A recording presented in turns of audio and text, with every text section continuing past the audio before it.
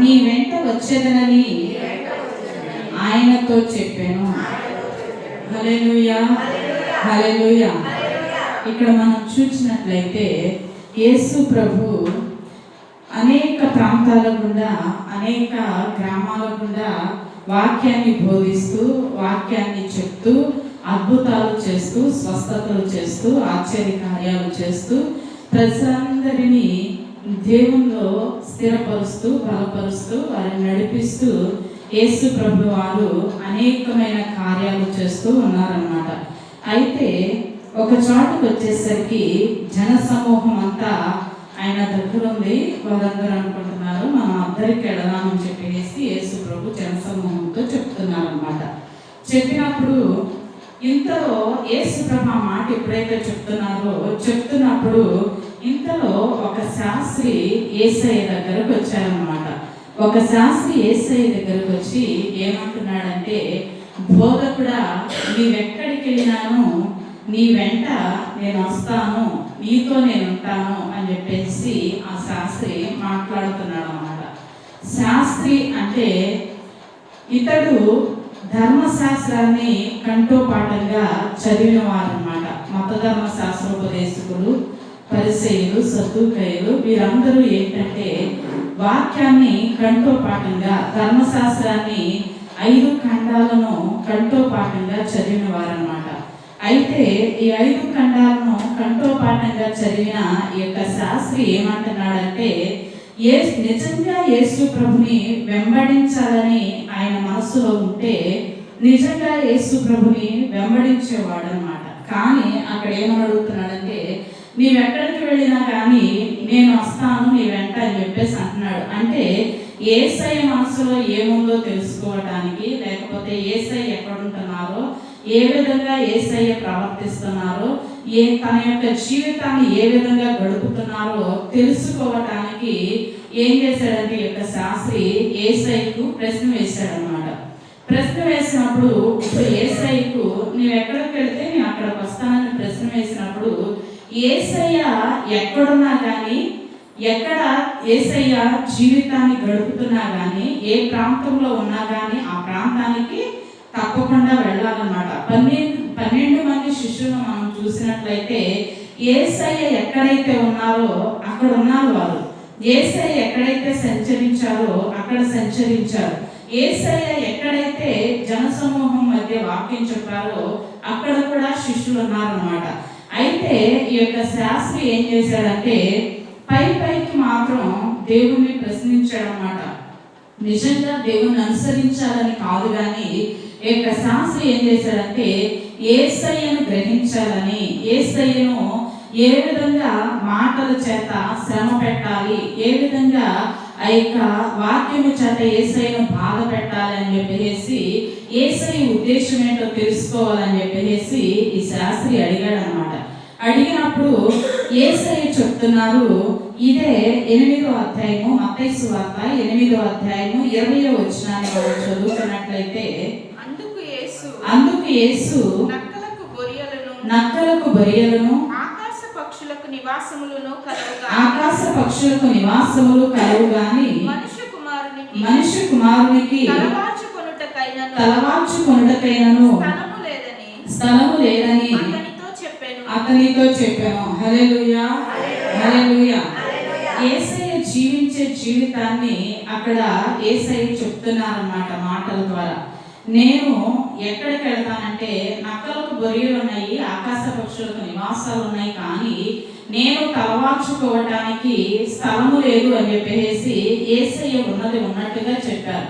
చెప్తే ఈ యొక్క శాస్త్రి ఏం చేయాలి, నిజంగా యేసయ్యను వెంబడించే శాస్త్రి ఏం చేయాలంటే నిజంగా అతని మనసులో ఉన్నది నెరవేర్చుకోవాలంటే, యేసయ్యను సొంత రక్షకునిగా అంగీకరించాలంటే, యేసయ్య వెంబడి వెళ్ళాలంటే అతను ఏం చేయాలంటే తను అడిగిన ప్రశ్నకు యేసయ్య చెప్పిన జవాబుకు తల వంచాలన్నమాట. యేసయ్య ఏమంటున్నారంటే నక్కలకు బొరియలు ఉన్నాయి, ఆకాశ పక్షులకు నివాసములు ఉన్నాయి, కానీ మనుష్య కుమారుడు తలవాల్చుకోవడానికి స్థలము లేదని చెప్పేసి యేసయ్య చెప్తున్నారన్నమాట. ఆ మాటకి ఈ యొక్క శాస్త్రి ఏం చేశాడంటే అవునని కానీ కాదని కానీ, నీకు నివాస స్థలం లేకపోయినా నేను నిన్ను వెంబడిస్తానని కానీ చెప్పలేదు ఏం చేశాడంటే ఆ యొక్క శాస్త్రి యొక్క మాటలు అక్కడతో ఆగిపోయింది అనమాట. అతని యొక్క జీవితం అక్కడితో ఆగిపోయింది. మరలా అతని గురించి రాయబడలేదు అనమాట. మరలా అతడు యేసయ్య దగ్గరకు వచ్చాడని కానీ యేసయ్యని వెంబడించాడు కానీ వాక్యంలో రాయబడలేదన్నమాట. అయితే శాస్త్రి అంటే మంచి జ్ఞానము కలిగిన వారు, మంచి పండితులు అన్నమాట. అయితే ఈ యొక్క పాండిత్యం ఉంది, జ్ఞానం ఉంది, తెలివి ఉంది, వివేకం ఉంది, బుద్ధి ఉంది, అన్ని విధాలుగా వారికి ఏది తక్కువ కాకుండా ఉంది. కానీ అతనికి లేనిది ఏంటంటే దేవునికి తన హృదయంలో చోటిచ్చే ఉద్దేశం అతనికి లేదనమాట. లేకపోయేసరికి తన జ్ఞానము చేత తన మాటల చేత దేవుణ్ణి శోధించాలనుకున్నాడు, దేవుణ్ణి బాధించాలనుకున్నాడు, యేసయ్యను శ్రమ పెట్టాలనుకున్నాడు. కానీ అతడేం చేయలేదంటే యేసయ్యకు తన మనసులో చోటు ఇవ్వలేదన్నమాట, తన హృదయంలో చోటు ఇవ్వలేదన్నమాట. తన హృదయంలో చోటిచ్చిన వాడైతే ఇక 12 మంది శిష్యుల్లాగా యేసయ్యను వెంబడించేవాడు, యేసయ్యను హత్తుకుని ఉండేవాడు, యేసయ్యను తన జీవిత కాలం వరకు యేసయ్యకు సాక్షిగా ఉండేవాడు అన్నమాట. కానీ యొక్క శాస్త్రి అది కోరుకోలేదు. పైకి మాత్రమే నువ్వు ఎక్కడ ఉంటావో నేను అక్కడ ఉంటాను, నువ్వు ఎక్కడికి వెళ్తావో నేను అక్కడికి వస్తానని చెప్పేసి అడిగాడు అనమాట. మనం కూడా ఒక మంచి పాట పాడతాం కదా. ఏం పాట అంటే చక్కటి పాట ఉంటుంది అనమాట. ఏం పాట అంటే అది, నీవుంటే నాకు చాలు యేసయ్య, నీ వెంటే నేను ఉంటాను యేసయ్య. ఆ పాటలో ఉన్న ప్రతి ఒక్క చరణము, ప్రతి ఒక్క మాట మనల్ని ఎంతగానో ఉత్తేజపరుస్తుంది, సంతోషపరుస్తుంది. ఆ పాటలో ఉన్న ప్రతి ఒక్క మాట మనల్ని ఎంతో ధైర్యపరుస్తుంది అన్నమాట. మన యొక్క భక్తులు పడిన విధానము, కష్టపడిన విధానము ఆ పాటలో పొందుపరిచారనమాట. అదేవిధంగా ఈ యొక్క శాస్త్రి కూడా ఏం చేయాలంటే ఏదున్నా ఏది లేకపోయినా తన జ్ఞానాన్ని ఆధారం చేసుకోనకుండా, తన పాండిత్యాన్ని ఆధారం చేసుకోనకుండా, తన తెలివిని ఆధారం చేసుకోనకుండా యేసయ్యకు చోటిస్తే నిజంగా యేసయ్య ఎక్కడున్నారో అక్కడే ఉండేవాడు, యేసయ్య ఎక్కడ సంచరించేవాడో అక్కడే సంచరించేవాడు. కానీ ఈ యొక్క శాస్త్రి ఆ విధంగా కోరుకోలేదన్నమాట. యేసయ్య ఎప్పుడైతే నక్కలకు బొరియలున్నాయి, ఆకాశ పక్షులకు నివాసములున్నాయి, కానీ మనుష్య కుమారుడు తలవాల్చుకోవటానికి చోటు లేదు అని చెప్పేసి యేసయ్య ఎప్పుడైతే అన్నారో ఆ మాటకి ఏం చేశాడంటే అతను మనసు మార్చుకున్నాడు అన్నమాట.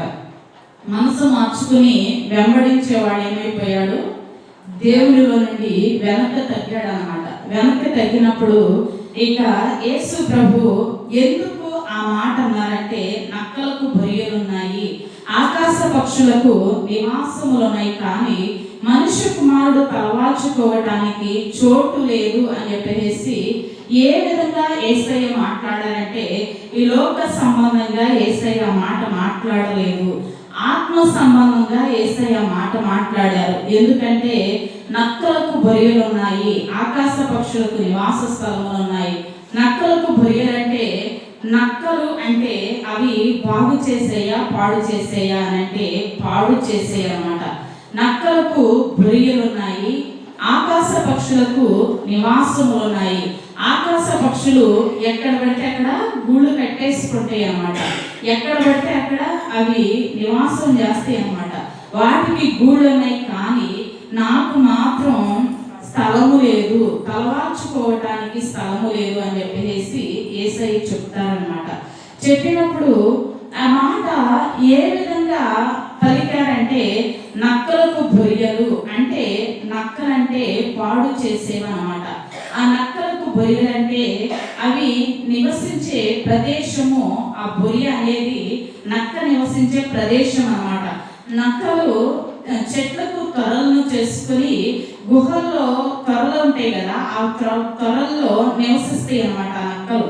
అంటే చిన్న స్థలం ఉన్నా చాలు వాటికి అవేం చేస్తాయి అంటే అల్లుకుపోతాయి. అందులో ఏమవుతాయి అంటే దాచుకుంటాయి అన్నమాట, వాటిని అవి దాచుకుంటాయి అన్నమాట. అదేవిధంగా మన యొక్క హృదయంలో చూసినట్లయితే నక్కలకు బొరియలు అంటే, మన హృదయంలో ఎన్ని గదులు ఉంటాయి అంటే 10 గదులు ఉంటాయి అన్నమాట. 10 గదులు ఒక భక్తుడు చెప్పాడు అనమాట. మన హృదయంలో 10 గదులు ఉంటాయి. ఆ 10 గదుల్లో మనము యేసయ్యకు స్థానం ఇచ్చామా అంటే మనము ఏ విధంగా ఉంటామంటే ఒక్క గదిలో కూడా యేసయ్యకి స్థానం ఇవ్వమన్నమాట. ఎందుకంటే ఇచ్చినట్టే ఉంటాం కానీ యేసయ్యకి మాత్రం స్థానం అనేది ఇవ్వము. ఎందుకు ఇవ్వమంటే మనకు మనమే మన హృదయాన్ని ఏలుబడి చేసుకుంటాం, మనమే మన హృదయాన్ని నడిపించుకుంటా ఉంటాం అన్నమాట. మన మాట ద్వారా, మన చూపు ద్వారా, మన ప్రవర్తన ద్వారా మన మనస్సును ఎటు మళ్ళించుకోవాలో అటు మళ్ళించుకుంటాం అన్నమాట. అందుకని మన హృదయంలో యేసయ్యకు ఏం కాదంటే చోటు ఉండదన్నమాట. యేసయ్య చెప్పింది ఇదే, మన మనుష్య కుమారుడు తలవాల్చుకోవటానికి చోటు లేదు అని చెప్పేసి చెప్పారనమాట. ఆ మాట యేసయ్య సంతోషంగా చెప్పలేదు, చాలా బాధతో చెప్పారనమాట. ఎందుకంటే అన్నింటికి అన్నీ ఉన్నాయి కానీ నాకు మాత్రం స్థలము లేదు. యేసయ్య ఈ భూమి మీదకి వచ్చినప్పుడు పశువుల తొట్టిలో పెట్టారు ఒకటి.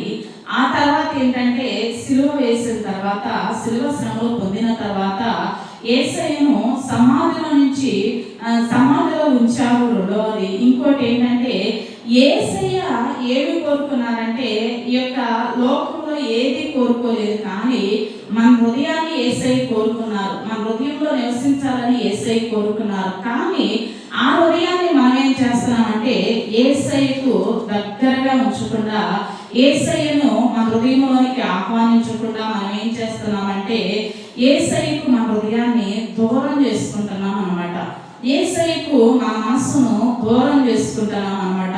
నక్కలకు బొయ్యలంటే చెరిపే వాటి వైపు మన మనస్సును మళ్ళిస్తున్నాము, చెరుపు చేసే వాటి వైపు మన హృదయాలను మళ్ళిస్తున్నాము, మన ఆత్మీయ జీవితాలను పాడు చేసే వాటి వైపు మన హృదయాలను నడిపించుకుంటున్నాం. కానీ మన ఆత్మీయ జీవితాన్ని బాగు చేసి, మన హృదయాన్ని బాగు చేసి, మోసకరమైన హృదయాన్ని, కపటమైన హృదయాన్ని, ఘోరమైన హృదయాన్ని బాగు చేయటానికి యేసయ్యకి ఒప్పుకోకుండా మనం ఏం చేస్తున్నామంటే ఆ హృదయంలో పాడు చేసే వాటికి చోటిస్తున్నాం అన్నమాట. పరమగీతాల్లో ఒక చక్కటి మాట ఉంటుంది అనమాట. పరమగీతములు 2వ అధ్యాయము 15వ వచనంలో మనం చదివినట్లయితే పేజ్ నెంబర్ 564 పాత నిబంధన పరమగీతాలు 2వ అధ్యాయము 15వ వచనంలో మనం చదువుకున్నట్లయితే మన ద్రాక్ష తోటలు పూత పట్టి ఉన్నవి, ద్రాక్ష తోటలను చెరుపు నక్కలను పట్టుకొనుడి, సహాయము చేసి గుంట నక్కలను పట్టుకొనుడి. ఆమె హల్లెలూయా, హల్లెలూయా. ద్రాక్ష తోటలు ఏ విధంగా ఉన్నాయంట? పూత పట్టి ఉన్నాయి అన్నమాట.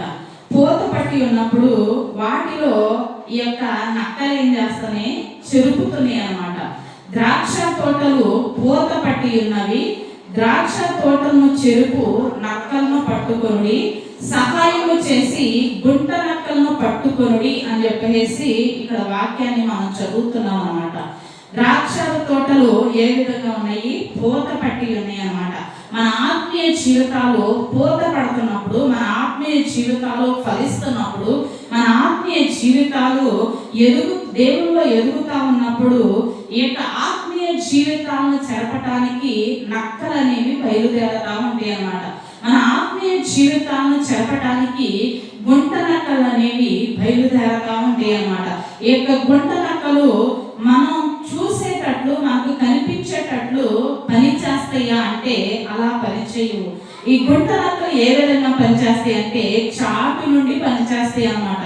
ఈ గుంట నక్కలు ఏ విధంగా మన ఆత్మీయ జీవితాలను చెరుపుతాయి అంటే మనకు తెలుస్తుంది మనం ఆత్మీయ జీవితంలో నుంచి జారిపోతున్నామని, పడిపోతున్నామని, తొలగిపోతున్నామని, మన ఆత్మీయ జీవితం నుండి మన యొక్క పాదాలు తొలగిపోతున్నాయని మనకు అర్థమవుతుంది. కానీ మనం ఏం చేస్తామంటే సరి చేసుకోవటానికి ఇష్టపడమన్నమాట.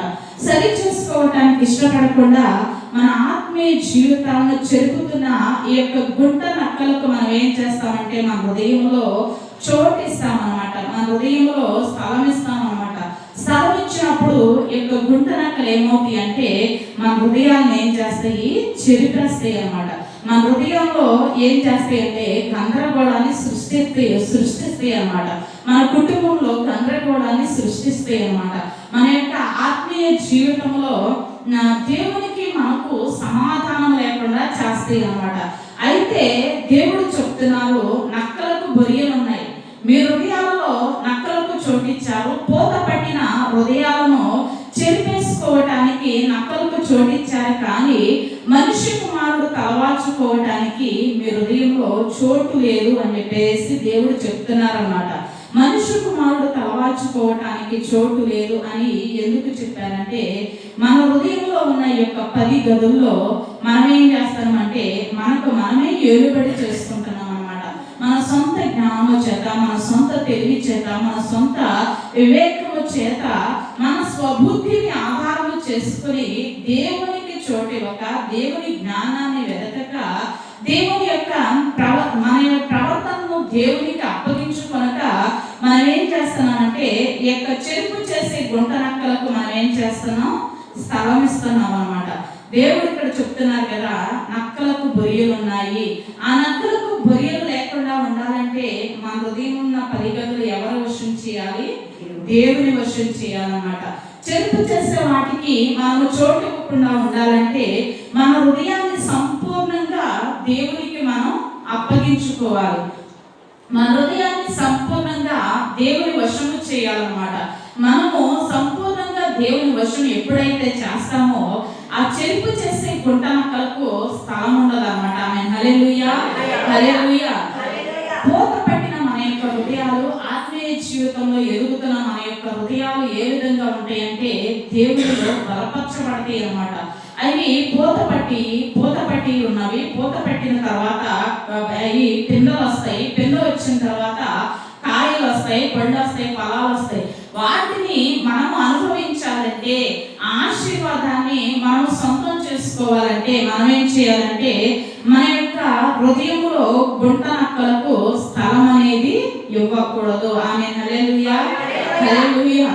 అదేవిధంగా మనం చూసుకున్నట్లయితే సహాయం చేసి గుంట నక్కలను పట్టుకొనుడి అనేది ఇక్కడ వాక్యం చెప్తుందన్నమాట.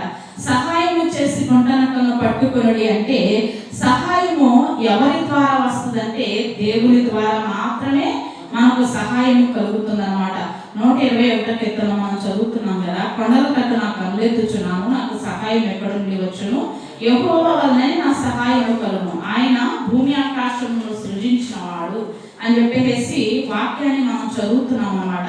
భూమి ఆకాశమును సృజించిన యెహోవా వలనే మనకేం కలుగుతుంది, సహాయం కలుగుతుంది. ఆ సహాయాన్ని మనం ఏం చేయాలంటే దేవుని ద్వారా పొందుకోవాలన్నమాట. మనం ఏం చేయాలంటే మన యొక్క ఆత్మీయ జీవితాలు స్థిరంగా ఉండాలంటే, బలంగా ఉండాలంటే, పూత పట్టిన మన యొక్క హృదయాలు ఆత్మీయ స్థితి బలపరచబడాలంటే, అవి కృపావరాలతో ఆత్మఫలాలతో నింపబడాలంటే మనం ఏం చేయాలంటే చెరుపు చేసే గుంట నక్కలను పట్టుకోవటానికి దేవుని సహాయాన్ని మనం కోరుకోవాలి. ఆమేన్, హల్లెలూయా, హల్లెలూయా. చెరుపు చేసే గుంట నక్కలను పట్టుకోవటానికి ఎవరి సహాయం కోరుకోవాలి, దేవుని సహాయం కోరుకోవాలన్నమాట. మనము పక్కింటి వాళ్ళ సహాయం కోరుకుంటే అవి పోయేవి కాదు, లేకపోతే మన కుటుంబీకుల సహాయం కోరుకుంటే అవి పోయేవి కాదు, లేకపోతే మనకు మనంగా ప్రయత్నిస్తే అవి పోయేవి కాదన్నమాట. దేవుని సహాయం వలన సైన్యాన్ని జయింతును, మా దేవుని సహాయం వలన సైన్యాన్ని జయింతుము అని చెప్పేసి కీర్తనకారుడు చెప్తాడనమాట. మా దేవుని సహాయం వలన శూర కార్యములు జరిగించడము అని చెప్పేసి, మా శత్రువులను అణగదొక్కువాడు ఆయనే అని చెప్పేసి వాక్యంలో కీర్తనకారుడు రాస్తాడనమాట. మనము దేవుని సహాయాన్ని కోరుకుంటే మన ఆత్మీయ జీవితాలను పాడు చేసే ప్రతి దాని నుండి మనం ఏం చేస్తామంటే విడుదల పొందుతాం. ఆమేన్, హల్లెలూయా, హల్లెలూయా. దేవుని సహాయము ద్వారా మన ఆత్మీయ జీవితం ఏ విధంగా ఉంటుందంటే పురికొల్పబడుతుంది, హెచ్చింపబడుతుంది. మన ఆత్మీయ జీవితం ఏ విధంగా ఉంటుందంటే బలపరచబడుతుంది అన్నమాట. మనము దేవుని రాకడ వరకు ఏ విధంగా ఉంటామంటే స్థిరులంగా కదలిన వారంగా ఉంటామన్నమాట. ఆమేన్, హల్లెలూయా, హల్లెలూయా. అదే కాక దేవుడు ఇంకో మాట చెప్తాడు. చెప్తున్నారన్నమాట. ఇక్కడ ఏమని చెప్తున్నారంటే ఆకాశ పక్షులకు నివాసములు కలవు అని చెప్పేసి చెప్తున్నారన్నమాట. నక్కలకు బొరియలు ఉన్నాయి, ఆకాశ పక్షులకు నివాస స్థలములు ఉన్నాయి, కానీ మనుష్య కుమారుడు తలవాల్చుకోవడానికి స్థలము లేదని చెప్పేసి దేవుడు చెప్తున్నారన్నమాట. అయితే ఈ యొక్క నక్కలను మనం ఏ విధంగా పట్టుకోవాలి? దేవుని సహాయం ద్వారా, దేవుని యొక్క ప్రణాళిక ద్వారా మనం ఏం చేయాలంటే దేవుని యొక్క సహాయం పొంది ఆ గుంట నక్కలను మన హృదయంలో నుంచి ఏం చేయాలి? తీసేసుకోవాలన్నమాట, పెరికేసుకోవాలన్నమాట. వాటిని చిన్నదున్నా కానీ దేవునికి విరుద్ధమైనది, దేవునికి వ్యతిరేకమైనది చిన్నది మన హృదయంలో ఉన్నా కానీ అదేం చేస్తుందంటే దేవుడి నుండి మనం దూరం చేస్తుంది అనమాట. మనము చిన్నదే కదా అనుకుంటాం, కానీ అదే పెద్ద రాణుగా తయారవుతుంది అనమాట. అదే పెద్ద వృక్షంగా తయారవుతుంది అనమాట. ఇక్కడ మనం వాక్యంలో చూసుకున్నట్లయితే భూమిలో ఆ యొక్క గురుగులంట అవి భూమిలో పడి వచ్చినప్పుడు అవి ఏం చేస్తాయి అంటే గోధుమలతో పాటు గురుగులు వచ్చినప్పుడు అవి గోధుమలతో పెరుగుతూ ఉంటాయి. పెరిగినప్పుడు అవి ఏం చేస్తాయి అంటే ఆ యొక్క గురుగులు అనేవి ఏం చేస్తాయి అంటే గోధుమల్ని కనిపించకుండా చేస్తాయి అన్నమాట. ఈ కూడా గోధుమలే అన్నట్లు ఎదుగుతూ ఉంటాయి అన్నమాట. కానీ పంటకు వచ్చినప్పుడు అవి ఏం చేస్తాయి అంటే ఇక తేలిపోతాయి అన్నమాట. పంటకు వచ్చినప్పుడు గోధుమలు గట్టి గింజలై నిలుస్తాయి. ఈ యొక్క గురుగులు ఏం చేస్తాయి అంటే దేవుడు వాటిని జల్లించి వాటిని అగ్నిలో పారేస్తారనమాట. అదేవిధంగా మన యొక్క ఆత్మీయ జీవితాలలో ఉన్న ఈ యొక్క గురుగుల వంటి వాటిని అన్నింటినీ మనం ఏం చేసుకోవాలంటే దేవుని సహాయం ద్వారా తీసేసుకోవాలన్నమాట. దేవుని సహాయం ద్వారా మనం వాటిని ఏం చేయాలంటే మన హృదయంలో నుంచి తొలగించుకోవాలన్నమాట. ఒక్కటి కూడా దేవునికి మనకు అడ్డుగా లేకుండా చేసుకోవాలన్నమాట. 59 యెషయా గ్రంథం 59 అధ్యాయంలో ఉంటది కదా, మిమ్మల్ని రక్షింపనేరకు ఉండినట్లు నా హస్తాలు కూర్చోకాలేదు, విననేరకు ఉండినట్లు నా చెవులు మందం కాలేదు, కానీ మీ దోషములు మీ పాపములు మీకును నాకును అడ్డుగా వస్తున్నాయి, నా ముఖమును మీకు మరుగు చేస్తున్నాయి అని చెప్పేసి దేవుడు చెప్తారనమాట. మన దోషాలు మన పాపాలు దేవుణ్ణి చేరకుండా చేస్తాయి అన్నమాట. అవే ఈ యొక్క గుంట నక్కలు అనేవి. ఆమేన్, హల్లెలూయా, హల్లెలూయా. దేవునికి మన యొక్క ప్రార్థన చేరకుండా చేసేది మన ఆత్మీయ జీవితంలో ఉన్న చిన్న చిన్న లోపాలన్నమాట. మన ఆత్మీయ జీవితం ఎదగకుండా చేసేది చిన్న చిన్న లోపాలన్నమాట. మనం అనుకుంటాము మన నోటి ద్వారా సాధించవచ్చు, లేకపోతే మన హృదయంలో అనుకున్నది మనం చేసేస్తే దాని ద్వారా కార్యం జరిగిపోతుంది అనుకుంటాం, కానీ దాని ద్వారా ప్రయోజనం ఏమీ ఉండదు. మనం ఏం చేయాలంటే దేవుని సహాయాన్ని మనం కోరుకోవాలన్నమాట. దేవుని సహాయాన్ని మనం కోరుకున్నప్పుడు దేవుడు ఏం చేస్తారు?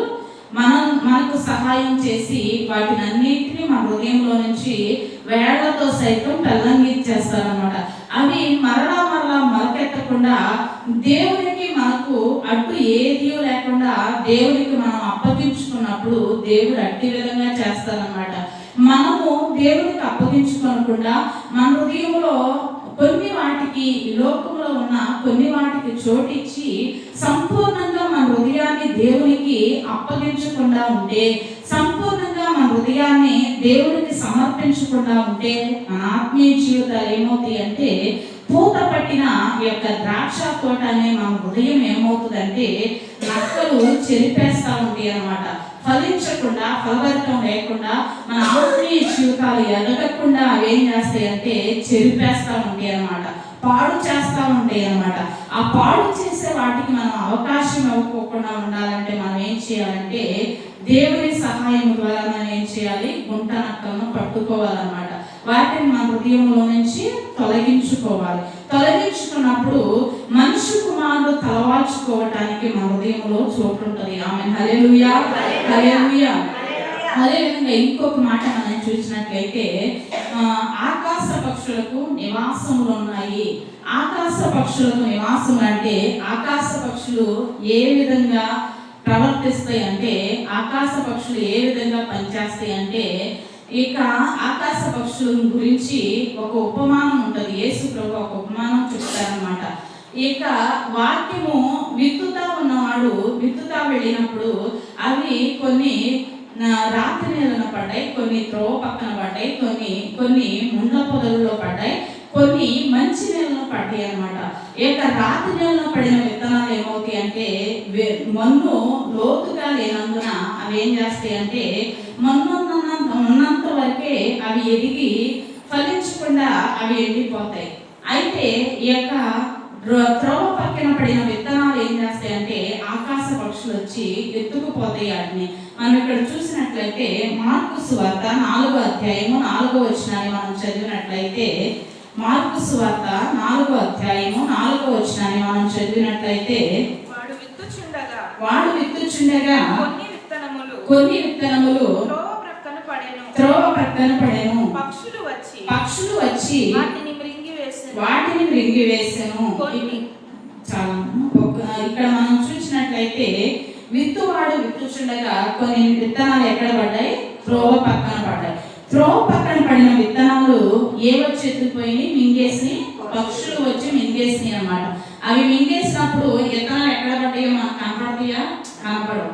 అవి మనం చూద్దామన్నా కానీ మనకేమో కనపడవు అనమాట. ఎందుకంటే ఆ పక్షులు ఏం చేసినాయి అంటే ఆ విత్తనాలని మింగేసినాయి అనమాట. మింగేసినప్పుడు దేవుడు చెప్తున్నారు ఇక్కడ ఆకాశ పక్షులకు నివాసములు ఉన్నవి అంటే మన హృదయాలలో ఈ యొక్క ఆకాశ పక్షులనే యొక్క లోక సంబంధమైన వాటికి మన హృదయాలలో చోటు ఉంది, కానీ మనుష్య కుమారుడు తలవాల్చుకోవడానికి మన హృదయంలో స్థలము లేదు అని చెప్పేసి దేవుడు చెప్తున్నారన్నమాట. ఆకాశ పక్షులు మన హృదయాలను ఏలుబడి చేస్తున్నాయి అంటే మన హృదయంలో పడిన విత్తనం, వాక్యం అనే విత్తనం ఫలించకుండా అభివృద్ధి చెందకుండా ఈ యొక్క ఆకాశ పక్షి అనేది అంటే అపవాది సంబంధమైనది, లోక సంబంధమైనది ఏం చేస్తుందంటే మృంగేస్తుంది అన్నమాట. దేవుడు వాక్యం మనలో ఫలించకుండా, మన యొక్క కుటుంబంలో ఫలించకుండా, మన యొక్క జీవితంలో ఫలించకుండా, మన ఆత్మీయ జీవితాలు ఎదగకుండా ఈ యొక్క ఆకాశ పక్షి అనేది ఏం చేస్తుందంటే వాక్యం అనే విత్తనాన్ని మృంగేస్తుంది అనమాట. మృంగేసినప్పుడు వాటి ద్వారా వాక్యాన్ని మనం చూసుకున్నప్పుడు మనము ఆత్మీయ జీవితంలో ఫలించేటట్లు ఉంటామంటే ఫలించేటట్లు ఉండం. ఎందుకంటే అది ఏమైంది? త్రోవ పక్కన పడింది అనమాట. త్రోవ పక్కన పడటం ద్వారానే ఆకాశ పక్షికి అవకాశం వచ్చింది అనమాట. అదే వాక్యం అనే విత్తనం మన హృదయంలో పడింది అనుకోండి, అది ఆకాశ పక్షులు ఎత్తుకొని పోవటానికి అవకాశం ఉండదన్నమాట. హల్లెలూయా, హల్లెలూయా. మనం ఏం చేయాలంటే విత్తబడుతున్న ప్రతి ఒక్క మాటను మనం ఏం చేయాలంటే మన హృదయాలలో భద్రం చేసుకోవాలన్నమాట, మన హృదయాలలో దాచుకోవాలన్నమాట. వాక్య ప్రకారం నడుచుకోవటానికి మనల్ని మనం అప్పగించుకోవాలన్నమాట. వాక్య ప్రకారం నడుచుకోవటానికి మనం సాధకం చేసుకోవాలన్నమాట. వాక్యం వినేసిన తర్వాత మనము మర్చిపోవటం కాదు, కానీ లేకపోతే విన్న వాక్యాన్ని నేను బాగానే ఉన్నాను, నా ఆత్మీయ జీవితం బాగానే ఉంది, నేను నా జీవితం అంతా బాగానే ఉంది అని చెప్పేసి మనము అనుకోవటం కాదు, కానీ అది అనుకోవటం ద్వారా ఏంటంటే ఆకాశ పక్షి అనేది వచ్చి ఎత్తుకొని పోతుంది అనమాట, మింగి వేస్తుంది అనమాట. ఆ యొక్క విత్తనము బలంగా ఉండాలంటే, వాక్యం అనే విత్తనం మా హృదయంలో బలంగా నాటుకోవాలంటే, ఆ వాక్యం అనే విత్తనము ఫలభరితంగా ఉండాలంటే, ఫలించాలంటే వాక్యం అనే విత్తనాన్ని మనం ఏం చేయాలి? హృదయంలో దాచుకోవాలన్నమాట. వాక్య ప్రకారం నడుచుకోవడానికి ప్రయాసపడాలన్నమాట. మనము ఈ లోక సంబంధమైన వాటి వరకు ఎంత ప్రయాసపడినా అది శూన్యమే. ఈ లోక సంబంధమైనది ఎంత ప్రయాసపడినా అది చివరికి ఏమవుతుందంటే మనం పరలోకానికి తీసుకెళ్ళలేదు, కానీ ఆత్మ సంబంధంగా మనం ఎంత ప్రయాసపడతామో ఆత్మ సంబంధమైన ప్రయాసే మనల్ని ఏం చేస్తుందంటే పరలోకానికి తీసుకెళ్తుంది. ఆమె హల్లెలూయా, హల్లెలూయా. మనుషుడు ఏమనుకుంటున్నాడంటే నేను జీవించిన జీవితం, ఈ లోకంలో జీవించిన జీవితం నేను జీవిస్తున్నాను కాబట్టి నేను రక్షణ పొందాను, నేను బాగానే ఉన్నాను, నేను మందిరానికి వెళ్తున్నాను, నేను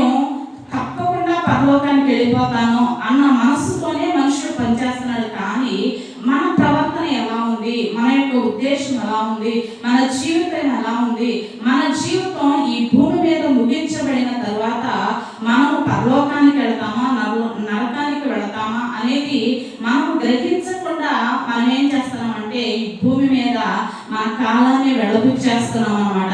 నరకం అనేది మనుషుడికి ఏమైపోయిందంటే పిక్నిక్ లాగా అయిపోయింది, భయం అనేది లేకుండా అయిపోయింది అన్నమాట. నరకం అంటే మనుషులకి అస్సలు భయం అనేది లేదన్నమాట.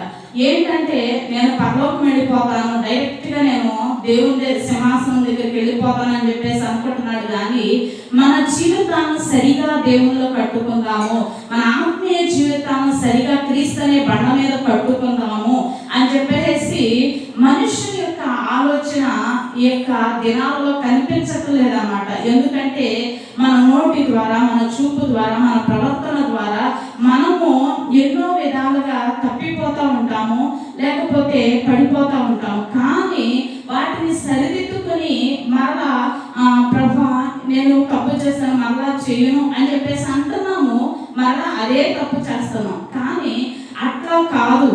ఏం చేయాలంటే మనము ఒక్కసారి చేసిన తప్పును మరలా చెయ్యటానికి మనము ప్రయత్నించకూడదు.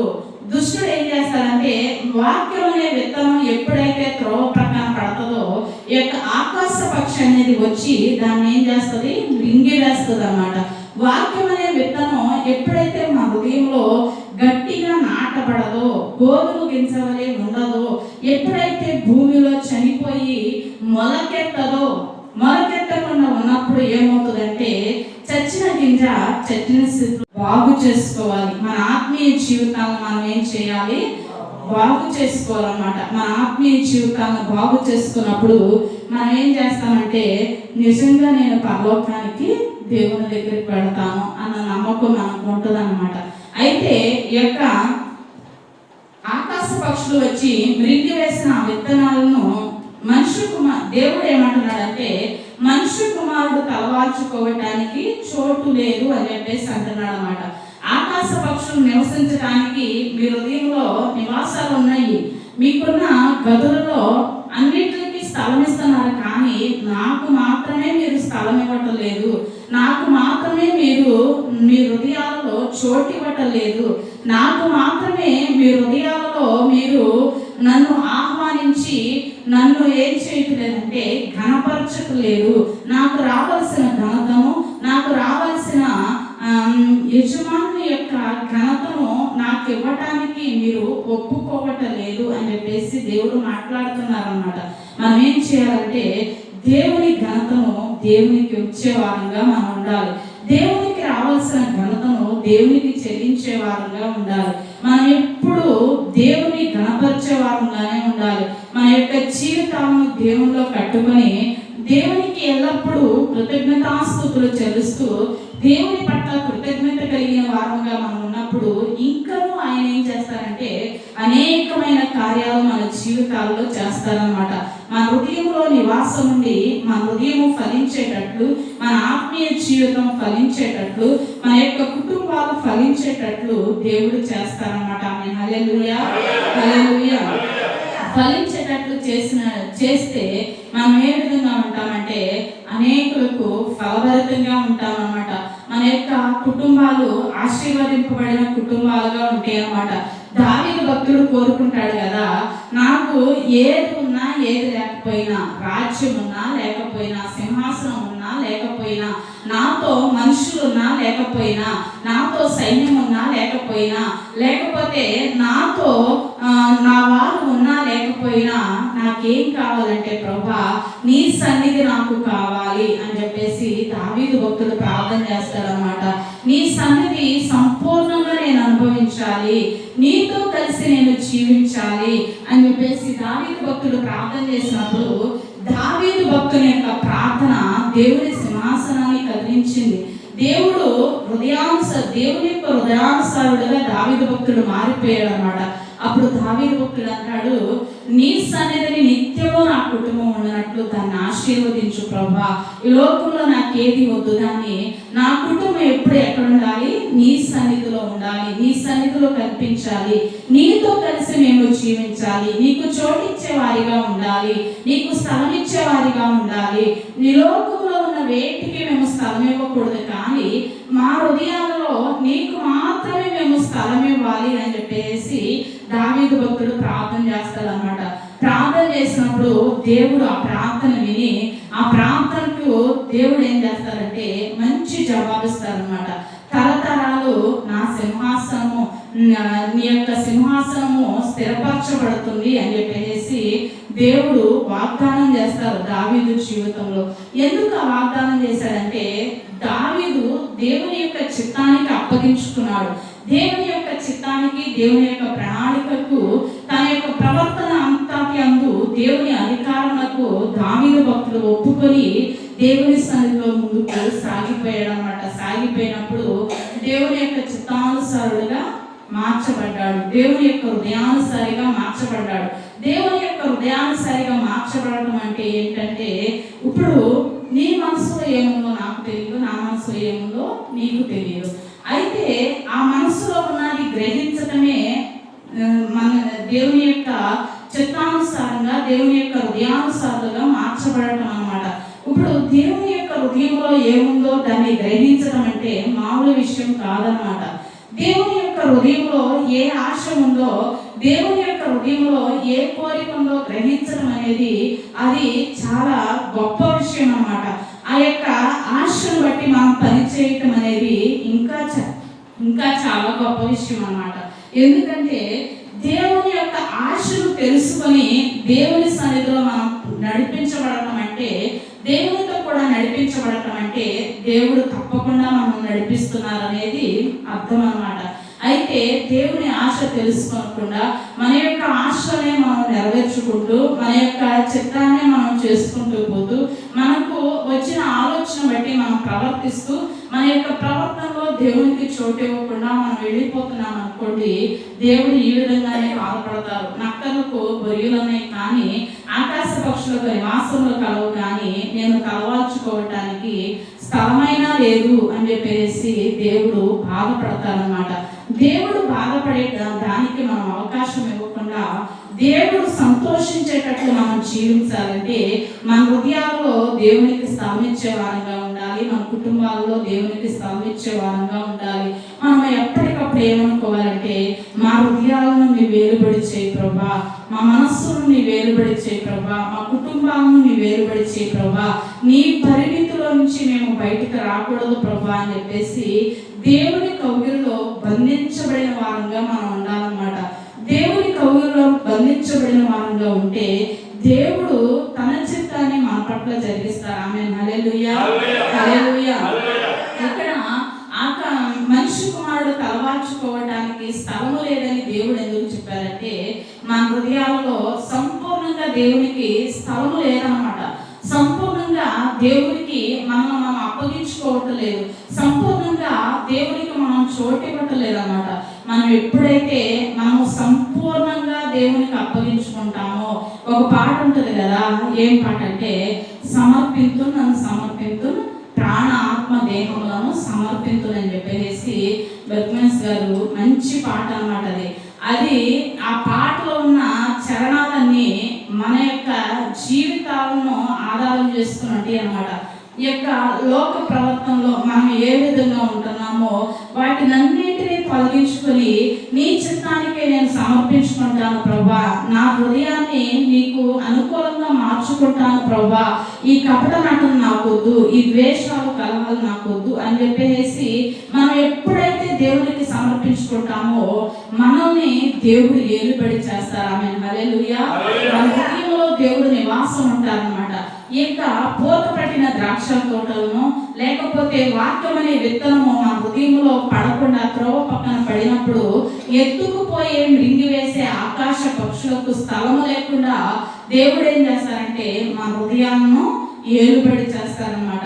మనం ఎప్పుడైతే మన హృదయాలను భద్రంగా దేవునికి అప్పగించుకుంటామో, భద్రంగా దేవుడు ఏమడుగుతున్నారంటే, సామెతలో ఉంటుంది కదా, నా కుమారుడా నీ హృదయము నాకిమ్ము అని చెప్పేసి దేవుడు స్పష్టంగా చెప్తున్నారు అన్నమాట. ఎందుకు హృదయాన్ని అడిగారు అంటే, మన ఆస్తులు దేవుడు అడగలేదు, కానీ మనకు కలిగింది దేవుడు అడగలేదు, కానీ హృదయాన్ని దేవుడు ఎందుకు అడిగారంటే, హృదయము మోసకరమైనది, ఘోరమైన వ్యాధి గలది. దాన్ని గ్రహించగలిగిన వారు ఎవరూ లేరన్నమాట. అది మనల్ని మోసం చేస్తుంది అన్నమాట, మనల్ని భ్రమపరుస్తుంది అన్నమాట. దాని నుండి మనం తప్పించుకోవాలంటే మనం ఏం చేయాలంటే సంపూర్ణంగా మన హృదయాన్ని దేవునికి ఇచ్చేయాలి. మనం ఎప్పుడైతే దేవునికి మన హృదయాన్ని ఇస్తామో దేవుడు దాన్ని శుద్ధి చేసి కడిగి పవిత్రపరిచి దేవుడు నివసించడానికి అనుకూలంగా మార్చుకుంటారు. ఆమేన్. హల్లెలూయా, హల్లెలూయా. మన హృదయాన్ని దేవునికి సమర్పించి దేవుడు నివసించడానికి అనుకూలంగా మన హృదయాన్ని మార్చుకుందాము. అదేవిధంగా ఈ యొక్క చెరుపు చేసే వాటికి దూరంగా మనం పారిపోయినప్పుడు దూరంగా మనం మన యొక్క హృదయంలో ఉన్న అపవిత్రతనంతా దూరం చేసుకున్నప్పుడు మన యొక్క హృదయాలు దేవుని సన్నిధిలో ఏముంటాయి, ఎలా ఉంటాయి అంటే తేట తెల్లగా ఉంటాయి అన్నమాట. దేవుడు చెప్తారు కదా, మీ హృదయంలో నాకు చోటు ఇచ్చారు కనుక నేను మీ హృదయంలో ప్రవేశించి మిమ్మల్ని ఆశీర్వాదానికి వారసులుగా చేస్తానని చెప్పేసి దేవుడు చెప్తారన్నమాట. ఆమేన్. హల్లెలూయా, హల్లెలూయా. ఈ చిన్న వాక్యం దేవుడు దీవించును గాక. అందరూ కళ్ళు మూసుకోండి.